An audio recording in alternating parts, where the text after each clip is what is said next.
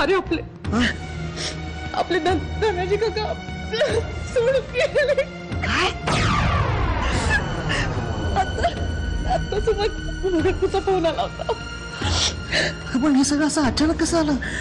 अरे त्यांना रात्री झोपेतच हार्ट अटॅक आला आणि सगळं. वहिनी सावर स्वतःला, शांत हो. बरं तू दादाला कळवलंस का? आणि मी त्यांना सारखं फोन लावते पण त्यांचा फोनच लागत नाही. आणि आधी मला आता तिथे असायला हवं, कारण नेहा एकटीच आहे, तिला कुणाचाच आधार नाहीये. पूर्ण एकटी मला तिथे असायला हवं, मला निघायला हवं आधी. हे बघ वहिनी शांत हो तू, मी पण येतो तुझ्या बरोबर. नाही नको, मला वाटतं तू असं कर की तू इथेच थांब. तू त्यांना कॉन्टॅक्ट करायचा प्रयत्न कर आणि जर कॉन्टॅक्ट झाला तर त्यांना म्हणा तुम्ही तडक तिकडेच या. बरं ठीक, मला निघाला. हो. एक वाईट बातमी आहे. धनाजीराव आहेत ना, ते गेले. अगं काय? हो ना. आता नेहाचा फोन होता, मी सावरीला पण कळवलंय. पण भाऊजी, पण असं अचानक कसं झालं काकू?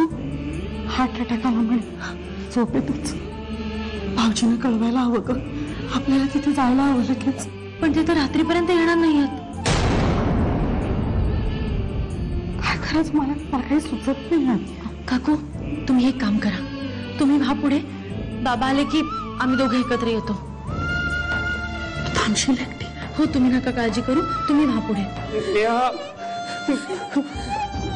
बाबा काही बोलतच नाहीये आणि उठत पण नाहीये.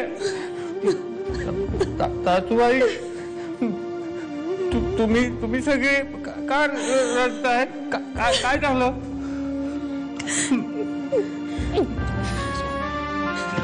शार्दूल, हे बघ,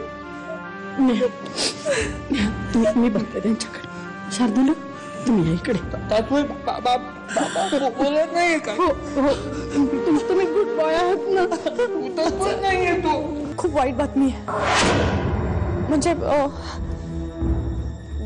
धनाजी काका आपल्याला सोडून गेले.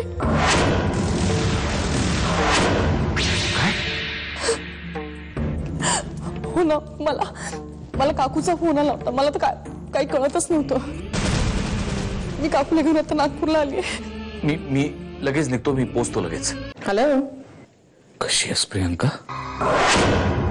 ज्यांच्या खांद्यावर बंदूक ठेवून तू माझ्यावरती गोळी झाडणार होतीस ते म्हणजे धनाजीराव माने इज नो मोर नाव.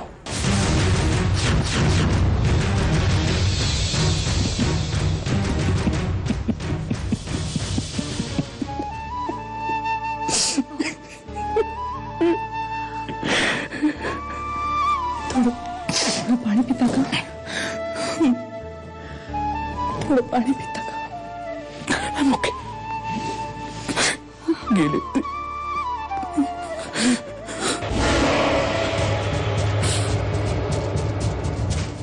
आता तू माझं काही करू शकत नाहीस प्रियंका.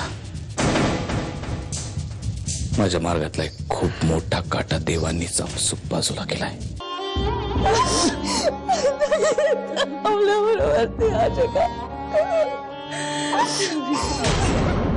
धनाजीराव माने हा एकमेव माणूस होता ज्याला हर्ष घाबरायचा.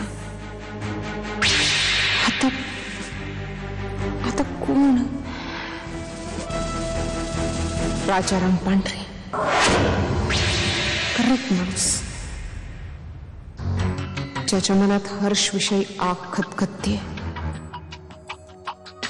मला फक्त त्या आगीत तेल ओतायचंय. That's it. एकदा का त्या आगीने जोर धरला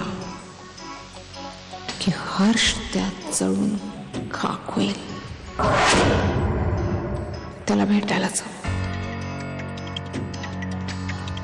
वाह, काय सुचतं ना मला योग्य वेळी. वाह प्रियंका, वाह.